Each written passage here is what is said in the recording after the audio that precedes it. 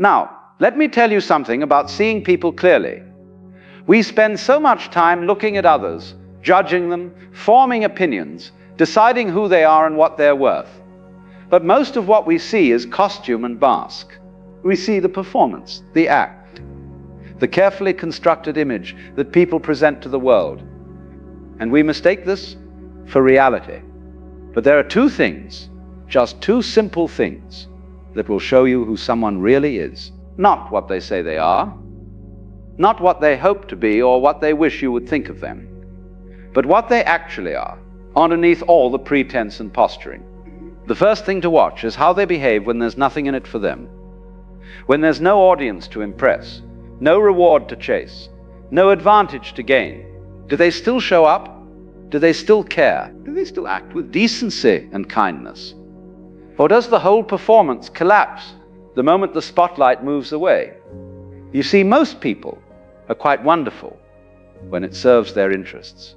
The salesman is charming when he wants your money. The politician is compassionate when he wants your vote.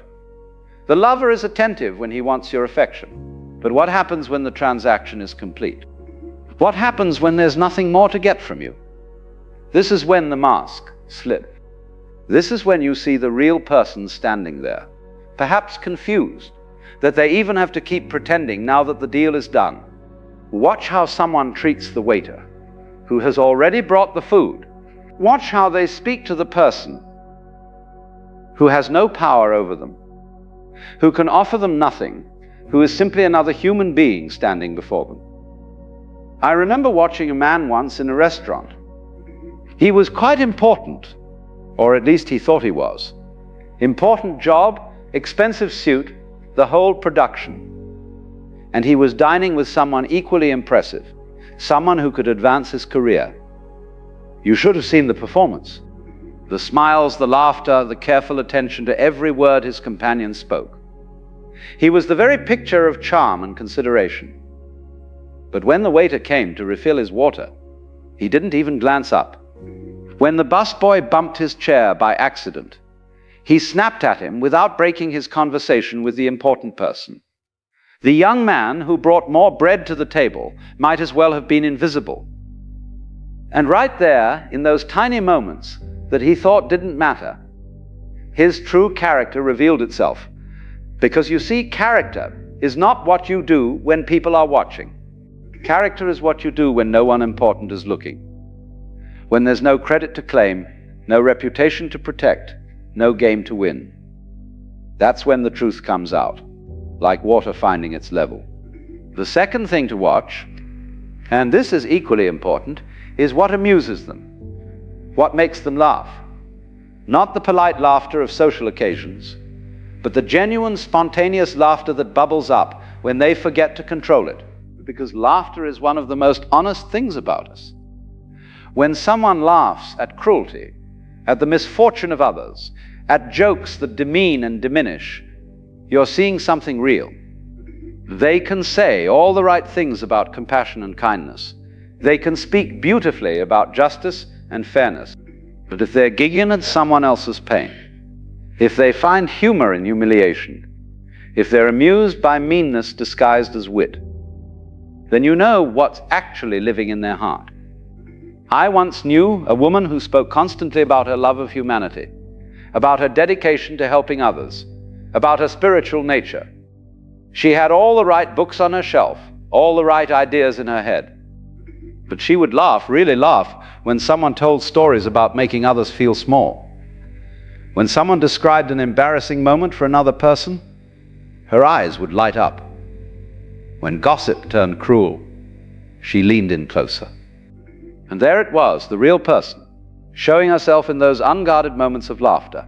Because you can control your words, you can manage your image, you can present yourself as anything you wish to appear to be. But laughter is involuntary. It comes from somewhere deeper than the thinking mind, somewhere more honest than the performing self. Show me what makes a person laugh, and I'll show you what they really value. Show me what they find funny, and I'll show you what they truly believe about the world and the people in it. The person who laughs with genuine joy, at kindness, at absurdity, at the playful innocence of life, they're revealing something beautiful. The person who laughs at suffering, at weakness, at the struggles of others, they're revealing something else entirely. Now you might say this seems too simple. Surely understanding someone's character is more complex than watching two things. And yes, humans are complex creatures. We contain multitudes. We contradict ourselves. We're capable of both cruelty and compassion, sometimes in the same afternoon. But these two things, how people behave when there's nothing to gain, and what genuinely amuses them, these cut through all the complexity. They bypass the thinking mind, the strategic self, the image maker. They show you what happens when the controls are off, when the guard is down, when the person simply is, rather than tried to be. Think about it this way. Every person you meet is performing a role to some degree. They're playing the part of the successful professional, the devoted friend, the spiritual seeker, the sophisticated person, whatever identity they've constructed. And some of these performances are quite convincing. People can maintain them for years. But the performance requires effort. It requires attention. It requires the person to remember their lines and hit their marks. And there are moments, brief moments, when the effort relaxes, when they forget to act, when they simply react. Those moments when there's nothing to gain, that's when the effort drops. Why pretend for the waiter? Why be kind to the janitor? Why treat the homeless person with dignity? There's nothing in it for you. And so if the kindness was only ever a costume, it comes off.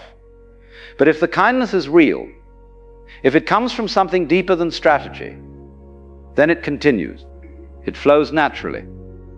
Because it's not work to be kind. It's simply what you are. And those moments of laughter, those are equally unguarded. Laughter happens too quickly for the strategic mind to catch.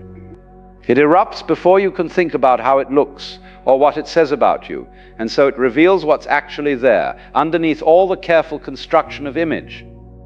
I'm not talking about occasional slips. Everyone has bad days. Everyone has moments of impatience or thoughtlessness. What I'm pointing to is the pattern, the consistent way someone shows up when they think the moment doesn't count, the habitual response they have to other people's pain or joy. There was a teacher I knew once, years ago, who was famous for his wisdom and compassion. Students would travel great distances to learn from him.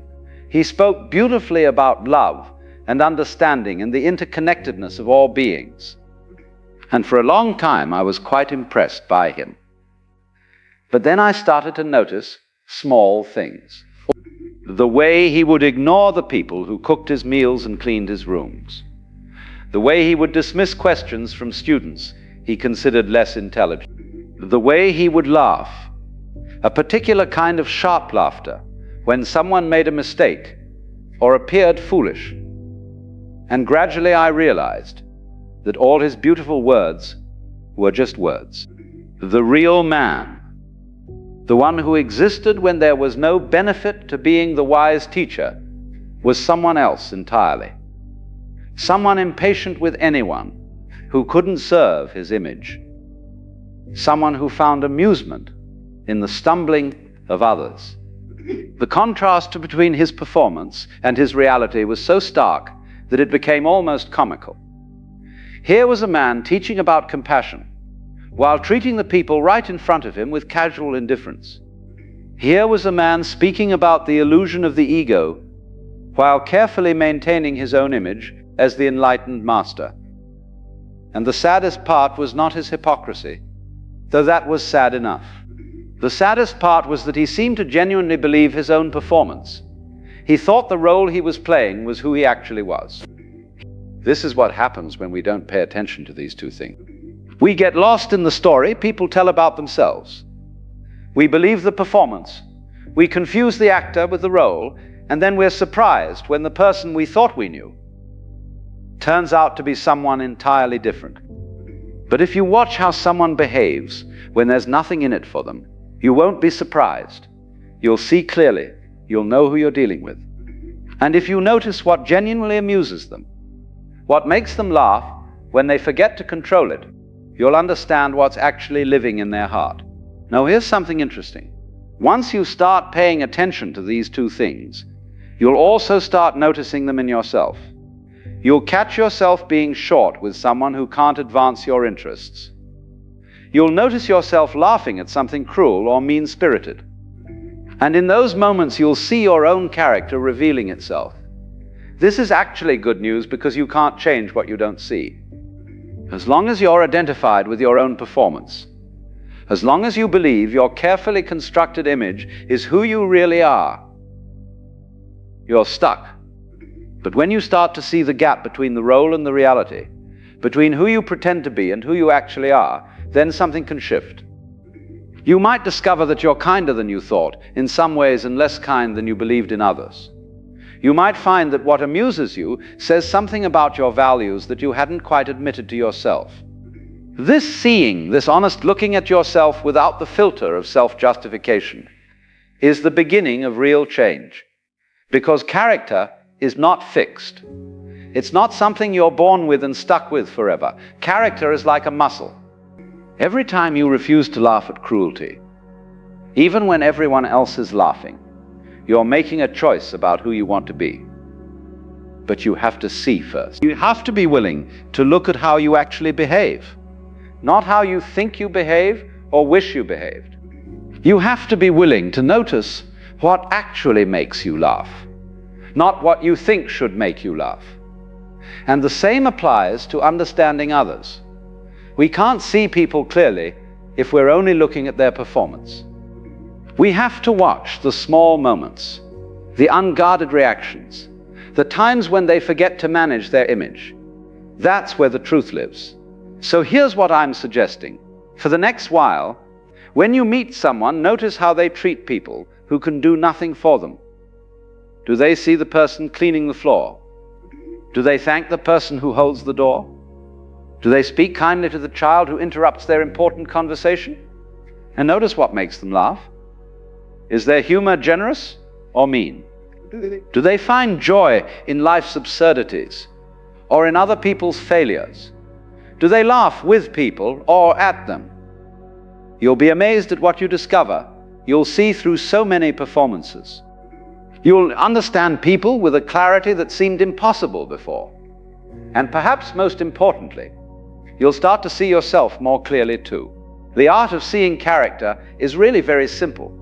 Don't listen to what people say. Listen to what makes them laugh when they forget to control themselves. Everything else is just theater, just costume and mask. But these two things, these will show you the truth every time. And once you can see clearly, you can choose clearly. Not based on their performance, but based on who they actually are when the curtain comes down and the audience goes home. This is not about judging others, this is about seeing clearly, about recognizing reality instead of believing in fantasies, about understanding that the most important thing about any person is not what they claim to be, but what they actually are in the small moments that they think don't count. Because those moments count more than anything else.